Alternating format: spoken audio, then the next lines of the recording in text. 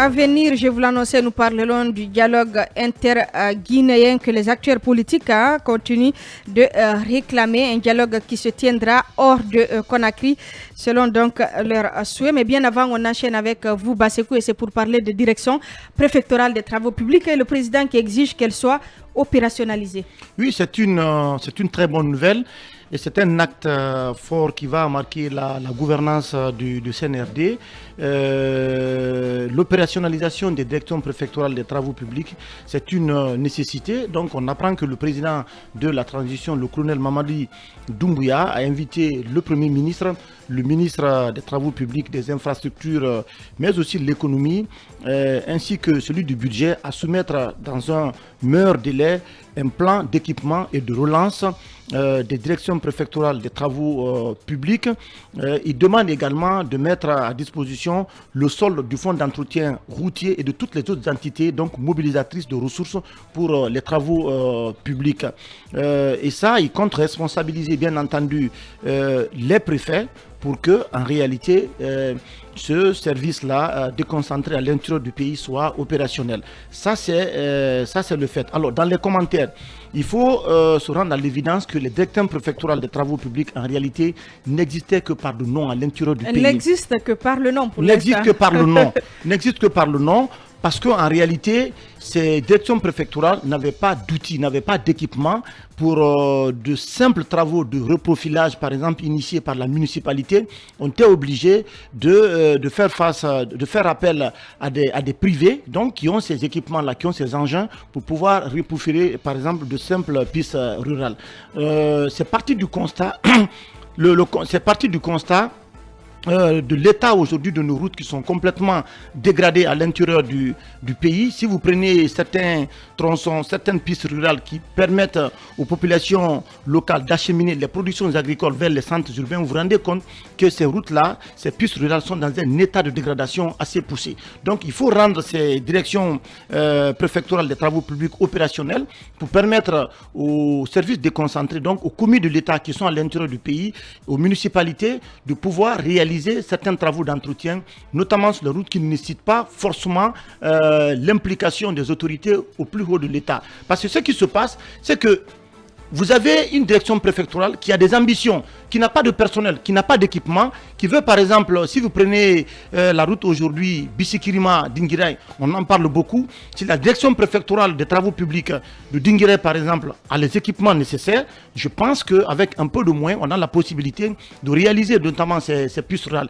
Donc l'une des conséquences aujourd'hui de ce fait, c'est qu'on n'a aucune visibilité et les populations sont obligées de passer des heures et des heures sur des routes complètement défoncées pour pouvoir transporter les productions agricoles vers les centres urbains. Donc on attend comment tout cela va être fait sur le terrain, mais c'est une bonne initiative du CNRD qu'il faut encourager, qu'il faut soutenir. Maintenant le problème, si les équipements sont mis à la disposition de ces directions préfectorales... Il faut des fonds pour faire des routes, non, justement, pas que les équipements. Non, d'abord... Il faut de l'argent. Non, on a demandé à plusieurs départements de soumettre dans un bref délai un plan de relance et d'équipement de ces directions préfectorales. Parce qu'il faut d'abord que les équipements existent. Si les équipements existent, je pense qu'on a la possibilité avec un peu de moins. Parce que si vous prenez les municipalités à l'intérieur du pays qui ont pour mission également de participer au développement de leur localité, de fois ils sont obligés de faire appel à l'État au plus haut niveau ou bien à des particuliers pour pouvoir réaliser quelques travaux d'entretien. Voilà, ou lancer. Mais si les équipements existent sur place, je pense qu'il y a moins de problèmes pour pouvoir réaliser les travaux d'entretien, notamment sur ces routes. Donc ce sont des initiatives qu'il faut encourager, qu'il faut soutenir. Maintenant, l'utilisation de ces engins, de ces équipements, ça aussi, il faut prendre des dispositions pour ne pas que ces équipements-là prennent une autre destination. Quand on parle d'équipement, on parle peut-être des bureaux. Il faut d'abord qu'il y ait des locaux pour ces directions. Mais justement, c'est tout ça. Quand on parle de plan de relance et d'équipement, et à part les directions, à part les grandes agglomérations, les régions administratives, vous avez des préfectures par exemple, où les directions préfectorales des travaux publics sont dans des bureaux très exigus, où le personnel se réduit à 2 ou 3 personnes. Donc il faut d'abord créer de la ressource humaine, ensuite il faut construire peut-être des bâtiments, il faut les équiper, et maintenant par la suite vous devrez mettre en place tout un ensemble d'équipements pour rendre ce service opérationnel, pour faire face aux travaux d'entretien, par exemple, de nos routes à l'intérieur du pays. Bagnan, cette initiative, ça peut aider à désenclaver nos localités? Oui, ça peut aider à désenclaver les différentes localités, mais il faut prendre le sujet vraiment à bras le corps parce que c'est un travail Maous qui s'attend. Il a évoqué tantôt un aspect essentiel.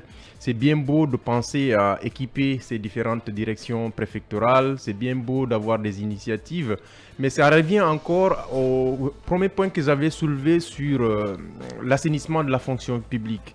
Pour pouvoir fonctionner, il faut un personnel qualifié. Est-ce qu'aujourd'hui, les différentes direction préfectorale des travaux publics ont le personnel nécessaire, le personnel requis, ont la compétence nécessaire pour pouvoir fonctionner? Il faut les doter avec ces ressources humaines. Donc, je pense que c'est bien de demander à différentes structures, notamment le Premier ministre, le ministre des Travaux publics, le ministre de l'Économie et des Finances, de proposer un plan global. Ce plan global doit englober tous ces aspects. Parce qu'aujourd'hui, on sait qu'il y a de la production qui se fait à l'intérieur du pays.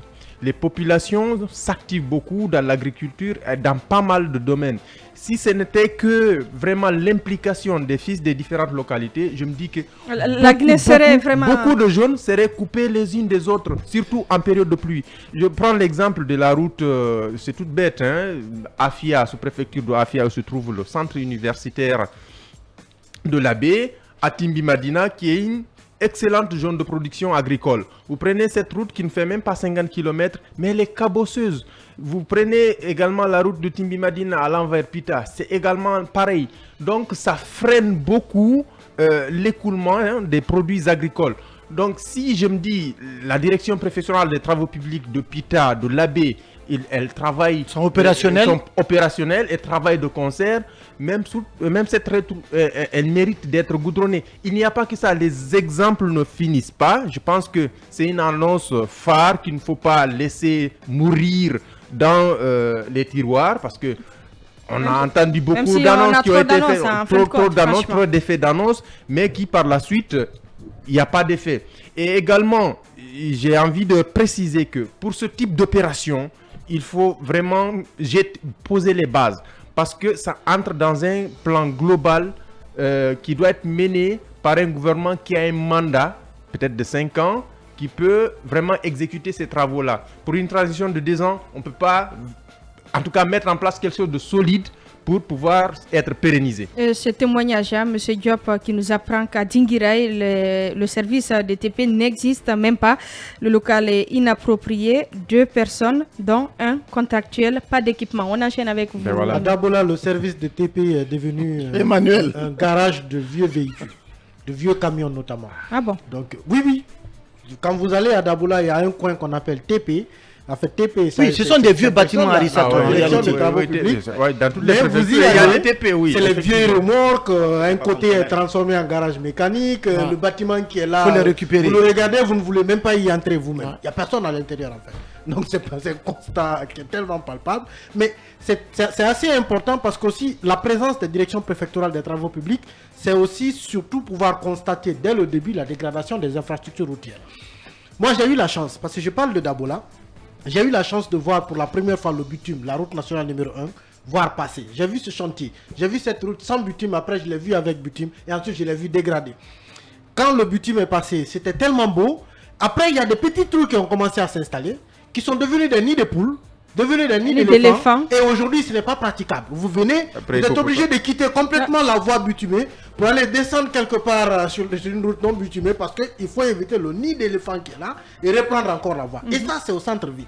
Lorsque vous avez par exemple une direction de travaux publics présente opérationnelle, elle peut intervenir avant que des situations de ce genre ne se parce qu'elle est sur place, elle vit les réalités. Ouais. Donc oui, ça peut être parce qu'elle vit les réalités, effectivement. C'est là l'une des utilités. Mais par contre, l'équipement dont on parle, j'espère qu'il ne s'agit pas de prendre des machines et autres pour les mettre à la disposition disposition des travaux publics. Parce que attention, on est dans une économie libérale. Lorsque vous dotez toutes les directions préfectorales et que ce soit elles qui fassent tout le travail, vous allez tuer Guico Press, vous allez tuer Béjec, vous allez tuer Guiter, vous allez tuer toutes les... L'équipement dont on parle, ce n'est pas ça. On ne peut pas mettre des machines à la disposition des directions. Attention, parce que pour le ministère des Travaux publics ne dispose pas de machines. C'est quoi ce que je sache. Ce sont des entreprises qui font les travaux. Oui, acceptez la On ne contradiction. parle pas de ce type d'équipement. Oui, mais attendez, juste ce point-là. Je vous assure qu'il faut renforcer, il faut rendre opérationnel. Opérationnel, ce n'est pas de ça on parle. Mais il faut le faire. On ne va pas acheter des machines pour mettre à leur disposition. Mais ça ne veut pas dire qu'on va retirer l'essentiel des marchés au secteur privé. Ce n'est pas du tout cela. Mais vous avez des travaux aujourd'hui. Ça s'exécute par des entreprises. Mais attendez, mais pourquoi ça menace la survie? Pourquoi ça menace la survie? Laissez-moi expliquer. Dans les directions préfectorales, vous allez nommer un personnel de la fonction publique. Donc, il va travailler avec des fonds publics.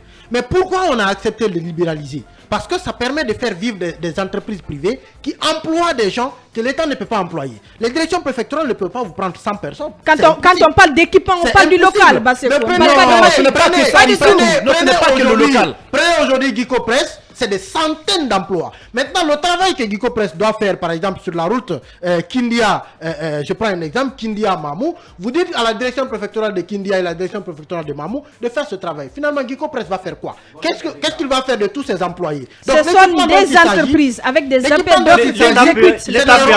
L'État peut employer les mêmes travailleurs. Ça peut limiter les surfacturations. Si l'État pouvait employer autant de personnes, il n'y aurait pas eu autant de chômeurs. Arissatou, il y a beaucoup de surfacturation. Il y a beaucoup de surfacturation. Ça n'a rien à voir.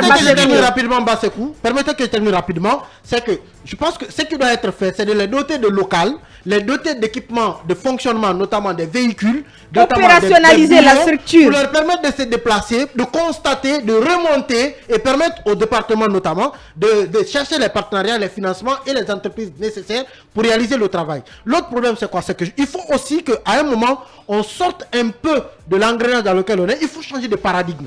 La Guinée est aujourd'hui l'un des rares pays, pour ne pas dire le seul pays, où on est encore à l'état où l'État va chercher des financements auprès des bailleurs de fonds, auprès de la Banque mondiale. On s'endette pour venir faire une route.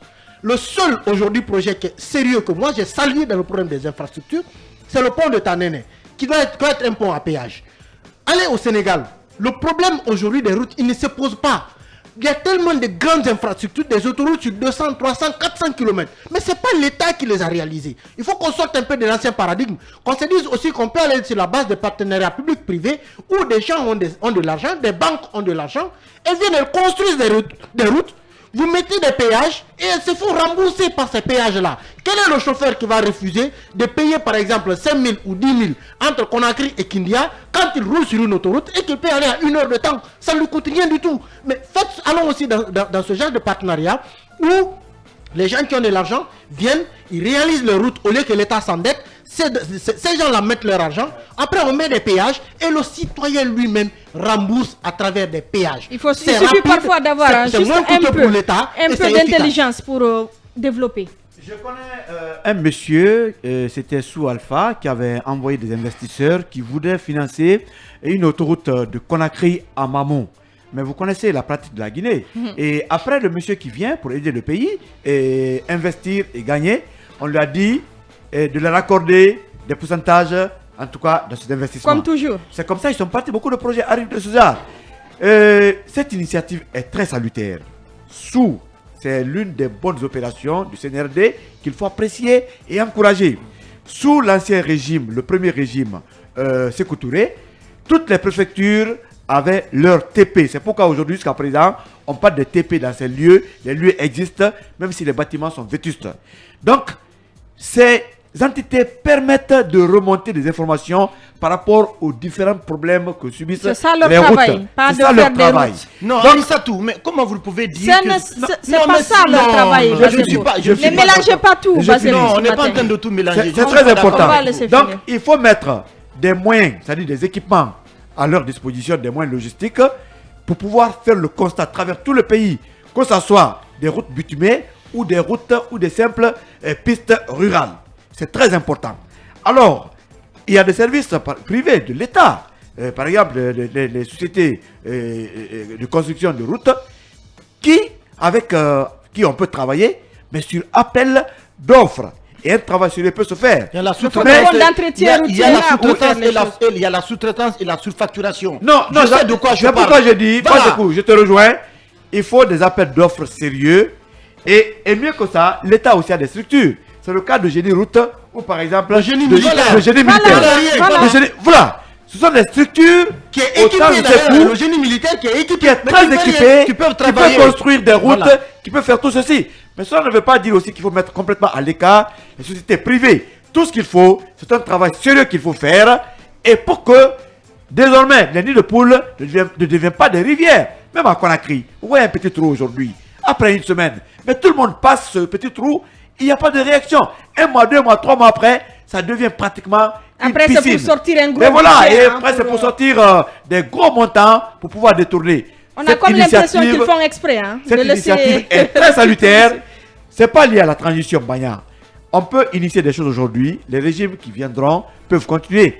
L'administration, c'est la continuité. Ce que j'apprécie avec le CNRD, c'est le fait aujourd'hui de mettre en place beaucoup de structures qu'on avait ignorées dans le passé. Et ces structures peuvent aider quand même Le à futur développer Ouais, c'est le pourquoi j'ai pays. parlé de jeter les bases. Ouais, voilà, Après, ils sont en si- train de après, jeter si- les bases. Cela est très important, il faut encourager. Et je pense qu'avec ça, la Guinée peut retrouver ses greniers qui sont à l'intérieur du On pays. espère que tout ne sera pas remis en cause hein, après la transition, parce qu'on sait comment ça se passe en général. Allez-y, très rapidement. En C'est- 2 minutes, cette Oui, fois. Faites un effort, Khalil, en 2 minutes. En 2 minutes, je crois que c'est une bonne annonce. Mais pour moi, c'est une annonce qui n'a pratiquement pas d'effet pour le moment. Le contraire m'aurait étonné, Khalil. Non, je veux D'effet dire... immédiat. Peut-être Il qu'on- est trop on pourrait être négatif. d'accord. Oui, non, ce n'est C'est pas trop cela. négatif, Non, Khalil. je vais vous Je expliquer, vous laisse vous allez parler. comprendre. C'est que on a fait des annonces. Mais Emmanuel le disait, quand vous partez dans les TPI à l'intérieur du pays, on sait aujourd'hui c'est des endroits qui servent de garage. J'en connais aussi pour le cas de Kerouané. C'est un TP qui ne fonctionne plus il y a des années.